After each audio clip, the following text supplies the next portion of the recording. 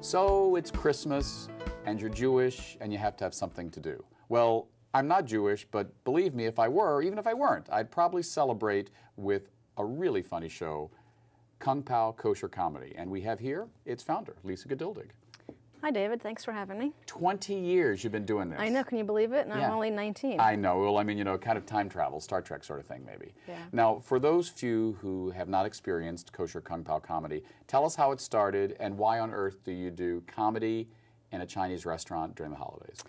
Well, in October of 1993, I was booked at a women's comedy night in Massachusetts, outside of Lesbian Land in Northampton, and I thought I was going to a comedy club called the Peking Garden Club. And I got there, and it was a Chinese restaurant, and part of my routine are Jewish jokes, and I called a friend in New York the next day and said I just had the most ironic experience. I was telling Jewish jokes at a Chinese restaurant, and out of that conversation, we bantered this idea about, what about doing a Jewish comedy night on Christmas in a Chinese restaurant? And that stems from the tradition of Jews in New York and other large metropolitan cities going to Chinese restaurant on Christmas. It's open. We don't typically celebrate Christmas. There's some age-old connection between Jews and Chinese food. Right. It's family style. So I came up with that idea, and I came back to San Francisco and couldn't get it out of my mind. Had never produced an event, had never written a press release, tried to find a Chinese restaurant, tried to explain to the banquet manager Jews and Christmas and Chinese. Yeah. And then I ended up just realizing that I should ask, do you have a banquet room? Is it available And Christmas just book Eve? it, and there you go. Yeah. So, I mean, while I was, the good Catholic boy doing midnight mass, you were having Kung Pao chicken. Yeah. That's one of the signature. That's the signature dish. So basically, it started in December of 1993 with one show at the Four Seas restaurant on Grant Street in Chinatown, and we had 400 people, and 200 people were turned away. The papers all picked it up as Critics' Choice. The next year I had two shows, both on the 24th. That sold out. The next year I expanded to the 25th, then expanded another day. Within 4 years I expanded to 4 days, 8 shows, had Henny Youngman as the headliner in 1997, moved to a third restaurant where we've been for 16 years. Right. Now, what is the connection between the Chinese community, the lesbian community, and the Jewish community? I mean, none. So, I mean, is this kind of like, the great mixing pot of comedy? Well, it's just, it's San Francisco, so I'm a lesbian, and if there's going to be there might be another gay performer on the bill. I try and usually have 2 straight and 2 gay, and always Jewish comics, but I've kind of run out of... So it's more Jewish than gay?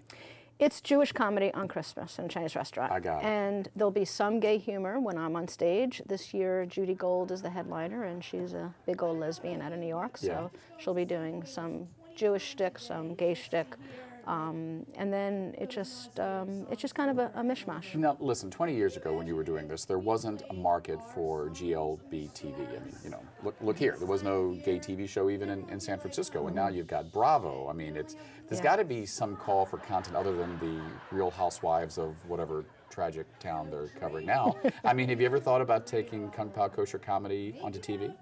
I've thought about it. I've thought about approaching HBO. And it just hasn't happened. I mean, it seems to me like it's screaming for a reality show to be made.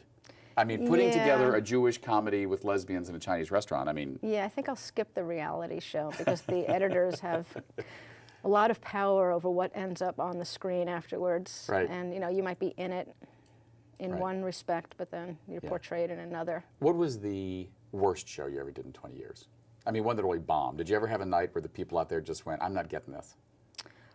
No, but the third year, the headliner was doing an excerpt from her one-woman show, and someone decided it was racist and stood up in the middle of her act and said, Lisa, this is racist. How can you allow this? And then about 10 other people decided to get on the bandwagon and do that also, and they all stood up and walked out.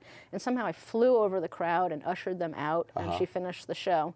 So that was the most disastrous.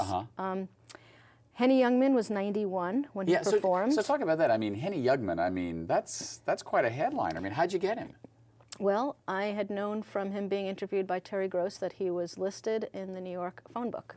So I called information. Yes, what city, please? Manhattan, listing Henny Youngman. Called, spoke to his manager, spoke to him on the phone. He fired one-liners at me on the telephone. And so he was 91 at the time, and I went to New York a couple of months before the show and met him. He took me out to lunch at the Friars Club with his daughter and his manager, who was my age and felt like a whole family And thing. this must have been like meeting, I mean, you know. This was like meeting God. Yeah. But he walked in pushing a walker. His hair was all disheveled, and I had already started the promotions for the show, and I thought, uh-oh. He's not going to live. But then, yeah, but every so often he'd look up from his meal and say, this is a brilliant idea. And then I think, okay, he's going to be okay. And then he was in a tux and he had a little carnation, but he would be asleep in his wheelchair in the green room before I was going to introduce him. And how many nights did you have? 8 shows. 8 shows in 4 91. days, yeah. And then he died 2 months later. Wow. So, And I so was Henny accused of Youngman's killing last him. performance was on Pao Pao Kosher Comedy at the New Age restaurant where we are now. But, you know, that could be kind of a great marketing technique. I mean, you know, we killed Henny Youngman. Yeah, yeah. For 6 months, like, you know, Lawrence, who helps him produce the show, Yes. the two of us couldn't leave the house without going to Rainbow or wherever, go shopping and have someone go, oh, so you killed Henny Youngman.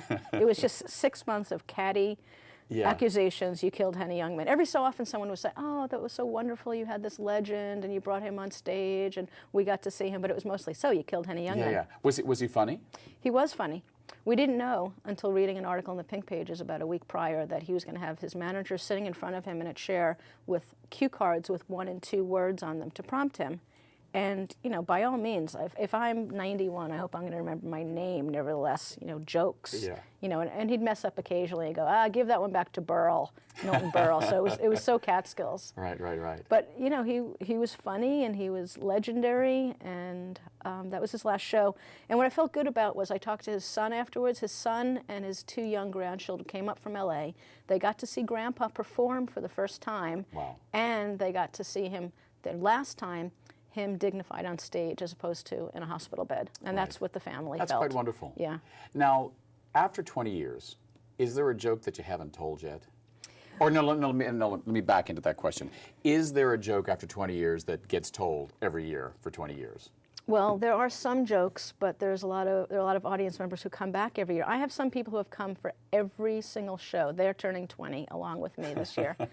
So, you know, there are some jokes that are hard to let go of, but then I think of the audience members. Last year I went to Florida on a comedy writing mission in the early part of December and just wrote and wrote and wrote. So tell us one. We got about a minute left. Tell me a joke. One of my old jokes is, you know, Jews aren't supposed to eat pork, but there's a small unknown clause in the Torah that says if it's wrapped up in a wonton, it's okay. You know, or Jews now have Olympics. There's one competition. It's jumping into a conversation. Now, do you find that things that I could say that you can't say? I understand. Yeah, well, exactly. I mean, I it would be anti-Semitic if you said it. I but know, if I say it, it's but okay. so many of my friends, they think I'm Jewish, so I don't know. It's possible. I know, but you know, I was raised Catholic. But who knows? Yeah, Perryberg. In our last few moments, tell us some of the people we're going to see this year for your 20th anniversary show. We have the return of Judy Gold, who is amazing. She's been on The View, Comedy Central. She was just taping the Wendy Williams show today. She's a lesbian comic out of New York. She's got 2 kids. She's just brilliant. And then Mike Capizzola is a local comedian and cartoonist. Yep, he's great. He used to cartoon in the Chronicle. Yes, exactly. And so he'll be here.